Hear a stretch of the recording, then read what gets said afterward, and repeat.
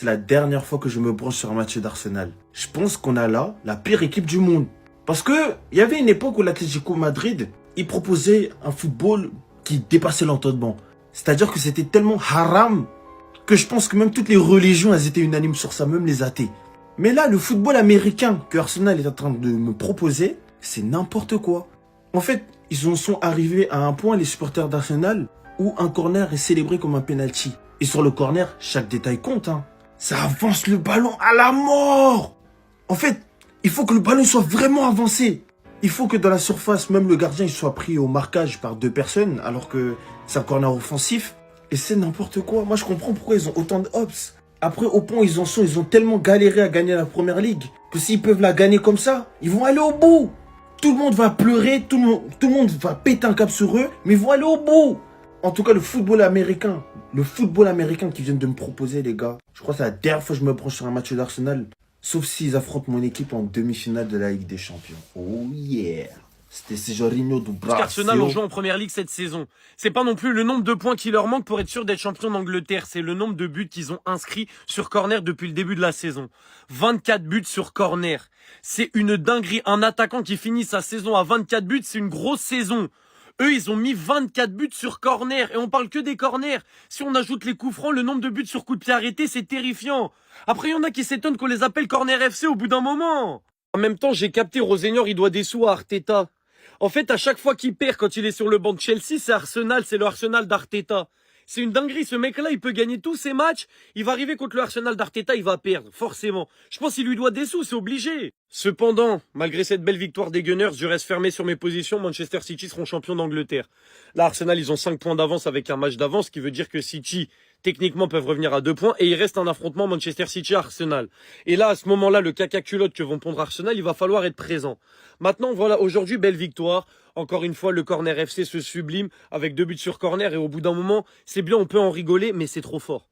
On peut en rigoler, mais marquer autant de buts sur coup de pied arrêté, c'est juste trop fort. Je sais pas comment ils font. Donc voilà, moi je vois un petit peu cette victoire d'Arsenal comme un match de sursis. Parce que s'ils gagnaient pas et que Manchester City gagnait leur match en retard, c'était égalité. Et après, la course finale avec Manchester City, elle aurait été terrifiante. Là, tu te dis, ils sont maîtres de leur destin, même s'ils font nul contre Manchester City. Mais par contre, leur fin de match un petit peu bizarre, là où ils peuvent prendre des occasions et encaisser des buts, il va falloir qu'ils gomment ça, parce que sinon ils seront jamais champions d'Angleterre. Mais pour moi, ils seront pas champions de toute façon. Pour moi, ils sont pas champions. Et en vrai de vrai, quand tu marques que sur corner, c'est pas le scandale du siècle. Non, je rigole parce que c'est une très belle équipe. Mais comme le dit Kevin Nambua, non au corner FC. On en a marre. Marquer Chelsea, autrement. cette saison, c'est simple. On s'en bat les couilles des titres. On n'en a rien à foutre de la Première Ligue, de la Carabao Cup, de la FA Cup, de la Ligue des Champions.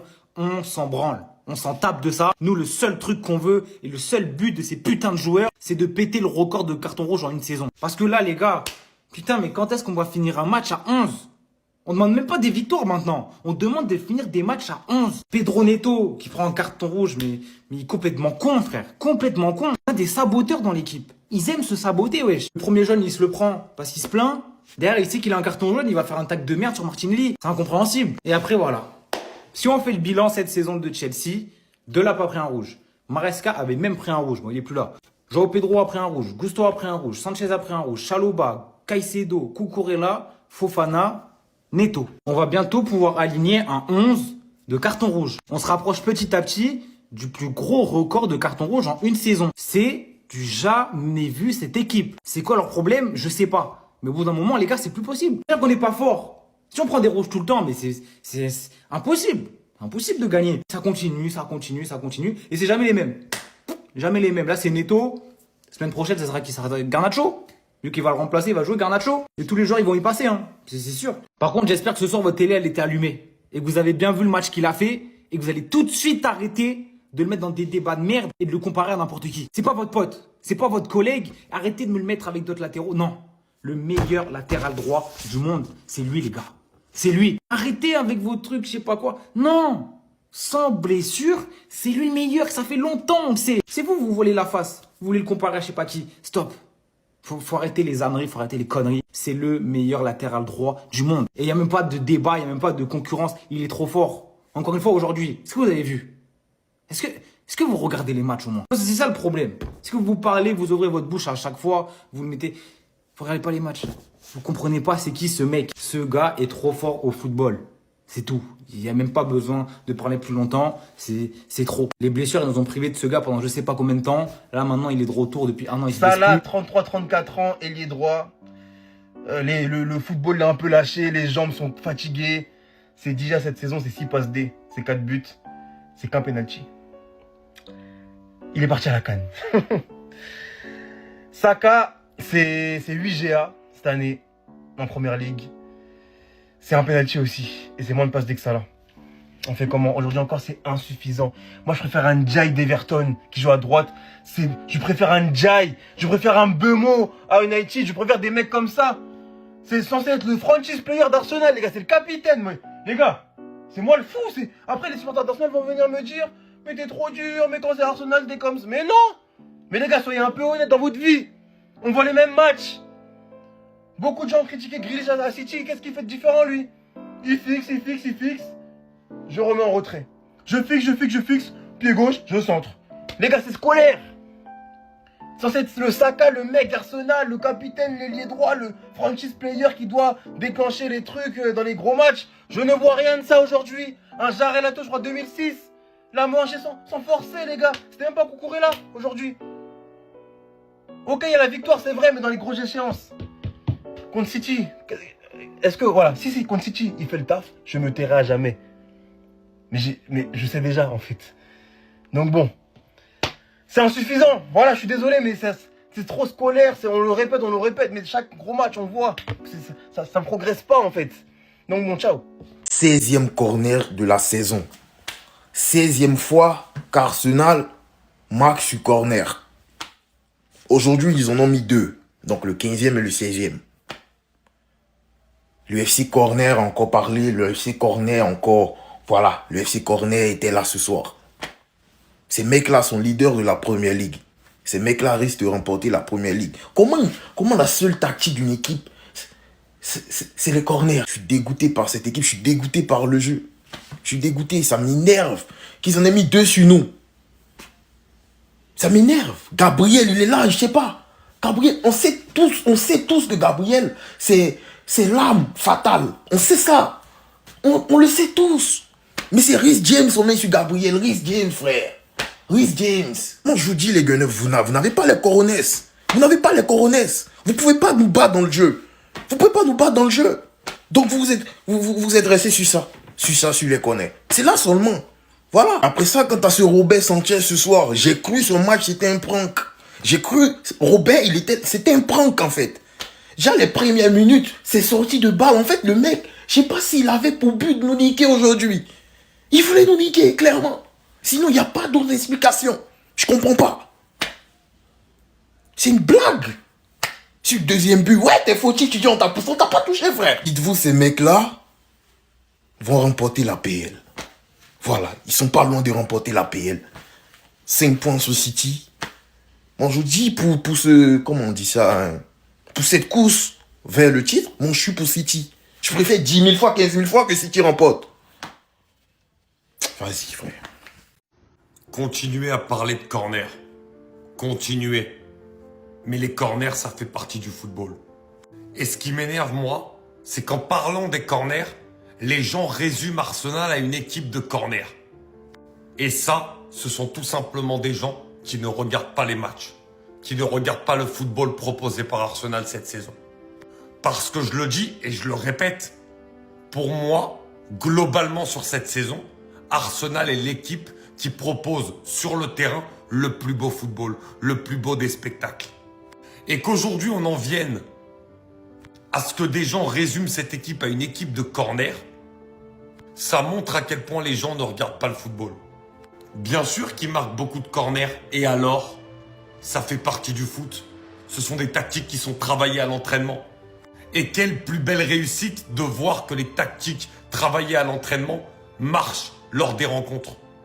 Et pour marquer des corners, faut se les procurer. Et si Arsenal s'en procure autant, c'est parce qu'Arsenal est une équipe offensive. Arsenal est une équipe qui se procure énormément d'occasions dans les matchs. Et Arsenal est tout simplement une équipe qui mérite tout ce qui lui arrive actuellement. Encore aujourd'hui, en première mi-temps, Arsenal domine totalement Chelsea. Ensuite, en deuxième, il y a une petite période de battement. Et c'est sur ce corner avec le but de Timber qu'Arsenal repasse devant. Et ensuite, avec le rouge de Neto, ils ont totalement maîtrisé cette fin de rencontre. Mais Arsenal est une des meilleures équipes au monde sur cette saison, si ce n'est la meilleure. Donc, s'il vous plaît, arrêtez de la résumer uniquement à une équipe de corner. Et tant mieux si cette équipe utilise les corners pour également gagner des matchs qui sont difficiles à gagner dans le jeu. Parce qu'il y en a toujours dans une saison, même quand tu es une des meilleures équipes. Pour tout le monde, depuis que Chelsea a tiré le PSG, cette équipe c'est le Barça Prime. Ce soir, vous avez vu le vrai niveau de l'équipe. 2-1 pour Arsenal, 3 buts sur corner, et moi je veux surtout analyser Chelsea parce que c'est le futur adversaire du PSG. Bon, on va pas se mentir, ils n'ont pas été aidés par l'arbitrage, ils auraient mérité d'au moins faire un match nul, voire peut-être de gagner le match. Franchement, Arsenal au niveau de l'arbitrage, ils s'en tirent très très bien. Maintenant voilà, moi j'ai noté 2 hommes forts ce soir. Reece James, il a fait un match exceptionnel, la saison qu'il est en train de faire, que ce soit en tant que milieu de terrain ou au poste de latéral, il est juste incroyable, va falloir vraiment faire attention, sa qualité de centre juste incroyable. Trevoh Chalobah, très solide défensivement et c'est le seul qui est vraiment rassurant parce que Jorel Ato c'était très moyen et Sarr c'était très moyen aussi je trouve. D'ailleurs je trouve que sur l'aspect défensif, Chelsea c'est pas totalement serein et je trouve qu'à la relance, quand ils sont sous pression, quand il y a un gros pressing adverse, ils ont tendance à perdre très rapidement le ballon. J'ai trouvé aussi le milieu de terrain relativement moyen ce soir, que ce soit Caicedo, que ce soit Enzo ou même André Santos. J'ai trouvé le milieu de Chelsea vraiment pas ouf ce soir. J'ai l'impression aussi que cette équipe, sur l'aspect émotionnel, elle ne sait pas gérer. Je ne sais pas combien de cartons Chelsea ils ont pris cette saison, toutes compétitions confondues, mais ça fait beaucoup.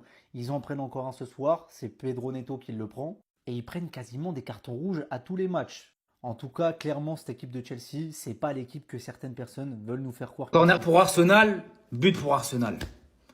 Corner pour Arsenal, but pour Arsenal. Corner pour Arsenal, but pour Arsenal, frère. On n'en peut plus, les gars. On n'en peut plus de cette équipe de merde. C'est plus possible. C'est plus possible, le corner FC, wesh. C'est chiant. C'est chiant, c'est gênant même. C'est gênant. À chaque fois qu'on les joue, c'est toujours pareil, les gars. Ils sont même pas boostés. Ils sont même pas forts. À chaque fois qu'on les joue, il y a la place. Mais c'est toujours pareil. Corner, but pour Arsenal. Carrément, c'est prévisible. Dès qu'il y a un corner, tu prends ton téléphone, tu snaps, tu sais qu'il va y avoir but. Et en plus, ces enculés, ils célèbrent comme s'ils marquaient des buts avec de la construction, avec des dédoublements. Ils mettent juste des corners. Ils font de l'UFC dans la surface. Il y a que des fautes. Ça s'attrape à tout va. C'est de la merde. C'est de la merde ce qu'ils proposent. Et j'en peux plus, les gars. Je peux plus. Corner. C'est ça le football maintenant. Commencez même pas à me dire, ouais, Chelsea, ils font pareil. Toutes les équipes sont obligées de faire pareil maintenant. Toutes les équipes qui affrontent Arsenal, on est obligé de faire ça. On est obligé. Parce que cette équipe... L'auto-corner FC. Comment vous m'expliquez que cette scène est devenue un cauchemar pour toutes les équipes? Arsenal mène 1-0 contre Chelsea. Et pour pas changer, un nouveau but sur corner. Regardez-moi ce jeu de tête, s'il vous plaît. Gabriel qui la reprend par la tête. Pour la remettre à Saliba qui lui aussi le reprend par la tête. Et marque. Les Books sont carrément en train de battre leur propre record, qui était de 16, sachant que cette saison, il leur reste 9 matchs à jouer. 57 buts inscrits jusqu'à présent, proche de la vingtaine, sont des buts par jeu de tête et corner. Donc bientôt proche de la moitié des buts de l'équipe prétendant au titre de meilleure équipe cette saison, sont via des corners. Mais il y en a tellement marre en fait. Un stratagème parmi tant d'autres qu'on voit dans le football, bien évidemment qu'ils ont le droit. C'est comme Hansi Flick et son piège anti-hors-jeu par exemple. Beaucoup de possibilités dans le football moderne, mais c'est sûr que ça n'a rien à voir avec l'ancien football, les gars. En tout cas, à voir s'ils vont gagner le match contre les Blues. Mais à la place de Chelsea, d'office, j'aurais tellement été écouté. J'aurais dit non, c'est bon. Non, c'est bon, j'arrête le match. Oh, les Books, c'est des monstres sur corner. J'ai jamais vu ça. D'une tête à l'autre tête, d'une tête à l'autre but. Wesh. Quand tu vois ton match et tu vois le match de Raya en face, ton compatriote espagnol, t'aimes bien ta tête? Donc plutôt que trash talk le PSG, mon vieux, s'il te plaît, parce qu'en fait, Sanchez, c'est quitte, c'est tout ou rien. Quand il décide de te rendre dans un bon jour, il peut te faire les arrêts de New York Prime, les arrêts d'Oliver Kahn, les arrêts de fou. Mais quand il est dans celle-là, là, comme il était aujourd'hui, balle au pied, des relances hasardeuses, des contrôles bizarres, des glissades, des dégagements chelous. Le deuxième but, c'est toi. Frérot, t'es gardien, tu peux prendre tes mains. Je sais même s'il y a des blocages faits. Eh oh, fais mieux. T'es goal de Chelsea. T'es pas le goal de Hull City, Birmingham, Stoke City. Oh, on est où là? On est où? S'il te plaît. Donc quand il est dans celle-là, en fait, il peut tuer un match à lui tout seul. Et je suis parti vérifier parce que en fait je me suis dit, attends, j'espère qu'il est pas en sélection. Parce que quand tu me dis que Joan Garcia du Barça n'est pas en sélection, si lui il est en sélection, je me disais c'est bizarre, mais en fait il y est pas. Et heureusement j'ai envie de dire, parce qu'avec tes prestations comme ça, c'est dans les matchs comme ça qu'on voit les gros gardiens, on l'a vu avec Raya.